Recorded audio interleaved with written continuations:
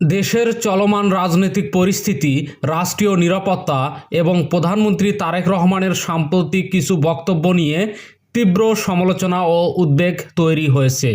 বিভিন্ন মহলে প্রশ্ন উঠতে শুরু করেছে তার দূরদর্শিতা নিয়ে ও দেশ পরিচালনার যোগ্যতা নিয়ে।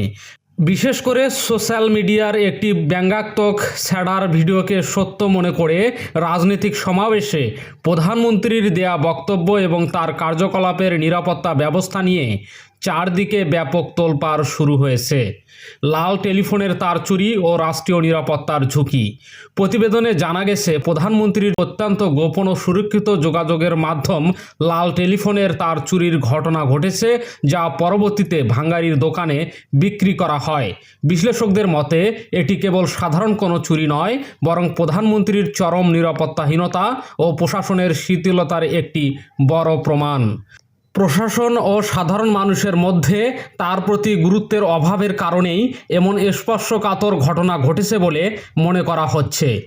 এছাড়া ফ্লোরিডা সফরে মশানিধন প্রযুক্তি শেখা সংক্রান্ত প্রধানমন্ত্রীর নিজস্ব হাতের লেখার নোট বা ফুটনোট বাইরে ফাঁস হয়ে সমালোচক জুলকার নাইনের কাছে পৌঁছানোর ঘটনাটি রাষ্ট্রের সর্বোচ্চ পর্যায়ের অভ্যন্তরীণ নিরাপত্তা ও সার্বভৌমত্বকে চরম হুমকির মুখে ফেলেছে। দেশের স্পর্শকাতর তথ্যসমূহ বাইরের বিভিন্ন শক্তির কাছে সহজেই চলে যাচ্ছে কিনা তা নিয়ে গভীর উদ্বেগ প্রকাশ করা হয়েছে। অভিযোগ উঠেছে, প্রধানমন্ত্রী তারেক রহমান প্রায়শই জনসভা বা মাইক হাতে নিয়ে পূর্ব নির্ধারিত স্ক্রিপ্টের বাইরে কথা বলতে গিয়ে বিভ্রান্তিকর তথ্য দেন।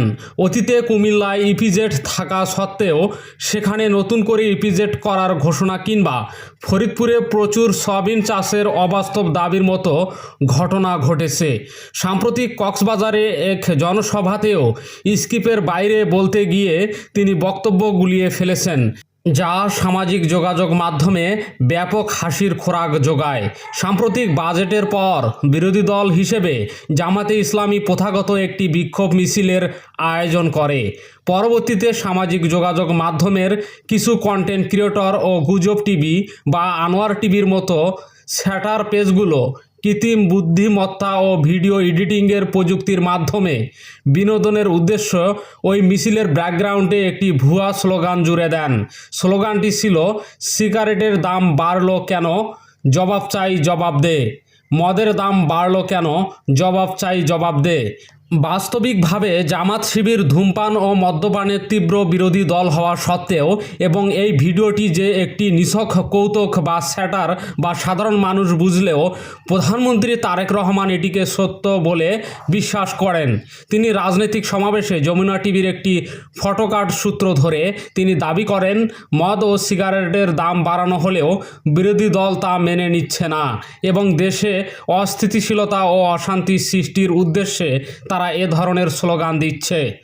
অথচ জামাতে ইসলামীর নিজস্ব ছায়া বাজেটে মদ, সিগারেট বা এ জাতীয় ক্ষতিকর পণ্যের ওপর অতিরিক্ত সারচার্জ ও উৎসকর বাড়িয়ে দাম আরও বৃদ্ধির প্রস্তাব করা হয়েছিল, যা প্রধানমন্ত্রী অবগত ছিলেন না বলেই প্রতীয়মান হয়। তথ্য যাচাই না করে কেবল ফেসবুকের এডিটের ভিডিও ও ভুয়া ফটোকার্টের ওপর ভিত্তি করে দেশের একটি রাজনৈতিক দলের ওপর মদ্যপানের সমর্থন হিসেবে দায় চাপানোকে নোংরা রাজনীতি ও নৈতিকতাহীন বলে আখ্যা দেয়া হয়েছে। বিশ্লেষকদের মতে, অতীতে বিএনপির নেতা রুহুল কবির রিজভীও একটি ভুল ছবির ওপর ভিত্তি করে সাদিক ওসমানের বিরুদ্ধে বক্তব্য দেওয়ার পর ভুল বুঝতে পেরে বিবৃতি দিয়ে ক্ষমা চেয়েছিলেন।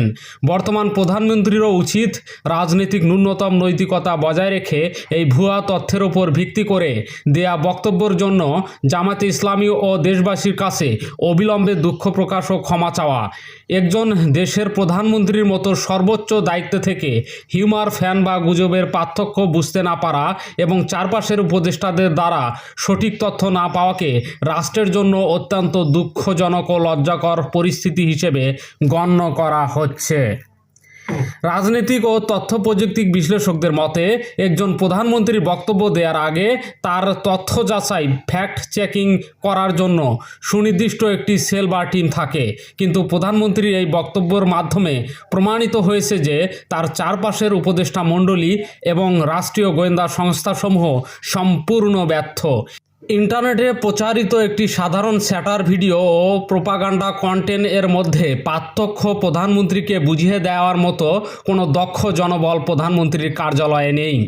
সামাজিক যোগাযোগ মাধ্যমে সাধারণ তরুণরা যে ধরনের কৌতুক বা হিউমার নিয়ে বিনোদন প্রকাশ করে, রাষ্ট্রের সর্বোচ্চ নির্বাহী প্রধান যদি সেটিকে রাষ্ট্রীয় ষড়যন্ত্র হিসেবে গণ্য করে বক্তব্য দেন, তবে তা আন্তর্জাতিক মহলেও দেশের ভাবমূর্তি ক্ষুণ্ণ করে।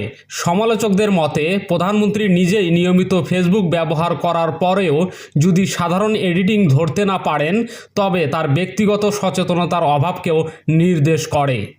তারেক রহমান তার বক্তব্যে দাবি করেন যে মদ ও সিগারেটের দাম বাড়ানো বিরোধী দলের পছন্দ হয়নি, অথচ অনুসন্ধানে দেখা গেছে জামাতে ইসলামীর পক্ষ থেকে পেশ করা ছায়া বাজেটে মদ ও তামাকজাত পণ্যের ওপর সর্বোচ্চ পরিমাণ সারচার্জ, অতিরিক্ত উৎসকর এবং বিশেষ শুল্ক আরোপ করে এগুলোর দাম সাধারণ মানুষের নাগালের বাইরে নিয়ে যাওয়ার স্পষ্ট প্রস্তাব করা হয়েছিল।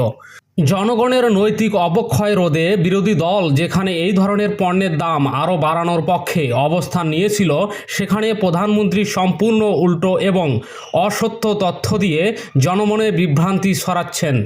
রাজনৈতিক বিশ্লেষকদের মতে, বিরোধী দলের মূল বাজেট প্রস্তাবনা বা নীতিগত অবস্থান না পড়ে কেবল সামাজিক যোগাযোগ মাধ্যমের স্ক্রল দেখে বক্তব্য দেয়া একজন দায়িত্বশীল প্রধানমন্ত্রীর দেউলিয়াত্ব প্রকাশ করে।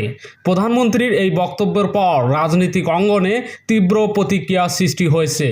বিভিন্ন বিরোধী দলীয় নেতা ও নাগরিক সমাজের প্রতিনিধিরা বলছেন, রাজনৈতিক আদর্শের ভিন্নতা এবং সমালোচনা করার হাজারো যৌক্তিক জায়গা থাকা সত্ত্বেও একটি ইসলামিক ভাবধারার দলের ওপর মদ্যপান বা ধূমপানের পক্ষ নেওয়ার অবাস্তব ও নোংরা অপবাদ চাপানো কোনো সুস্থ রাজনৈতিক লক্ষণ হতে পারে না। বক্তারা একে রাজনৈতিক দেউলিয়াত্বপনা ও জনগণকে বিভ্রান্ত করার অপকৌশল বলে অভিহিত করেছেন। সরকার যখন দ্রব্যমূল্যের ঊর্ধ্বগতি, অর্থনৈতিক সংকট এবং বাজেট বাস্তবায়নের চ্যালেঞ্জ মোকাবেলায় হিমশিম খাচ্ছে, তখন জনগণের দৃষ্টি ভিন্ন খাতে প্রভাবিত করতেই প্রধানমন্ত্রীর এই ধরনের স্যাটার ভিডিওকে ইস্যু বানাচ্ছেন বলে বিরোধী দলগুলোর পক্ষ থেকে দাবি করা হচ্ছে। বিশ্লেষকরা বলছেন, গণতান্ত্রিক শাসন ব্যবস্থায় ভুল স্বীকার করা নেতৃত্বের একটি বড় গুণ। অতীতেও দেশের শীর্ষস্থানীয় রাজনীতিবিদরা ভুল তথ্যের ভিত্তিতে বক্তব্য দেওয়ার পর সত্য জানতে পেরে বিবৃতি দিয়ে দুঃখ প্রকাশ করেছিলেন। যেমন বিএনপির নেতা রুহুল কবির রিজভী ভুল ছবি ও তথ্যের ভিত্তিতে বক্তব্য দেওয়ার পর নিজের ভুল বুঝতে পেরে আনুষ্ঠানিকভাবে ক্ষমা চেয়েছিলেন। বর্তমান প্রধানমন্ত্রীর উচিত হবে কোনো প্রকার অহংকার না করে রাজনৈতিক ন্যূনতম নৈতিকতা বজায় রেখে অবিলম্বে জামাতে ইসলামী এবং দেশের জনগণের কাছে নিজের ভুল বক্তব্যের জন্য দুঃখ প্রকাশ করা।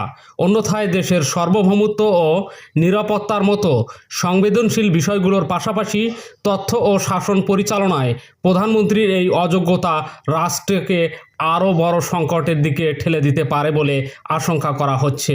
একজন দেশের প্রধানমন্ত্রীর মতো সর্বোচ্চ দায়িত্ব থেকে হিউমার, ফান বা গুজবের পার্থক্য বুঝতে না পারা এবং রাষ্ট্রের মূল চালিকা শক্তিগুলোর নিয়ন্ত্রণ হারিয়ে ফেলা অত্যন্ত দুঃখজনক ও লজ্জাজনক পরিস্থিতি হিসেবে গণ্য হচ্ছে। দর্শক, পুরো বিষয়টিকে আপনি কিভাবে মূল্যায়ন করছেন কমেন্ট বক্সে আপনার মতামত জানান। আর এই চ্যানেলে নতুন হয়ে থাকলে অবশ্যই সাবস্ক্রাইব করে বেল আইকনটি চেপে রাখুন।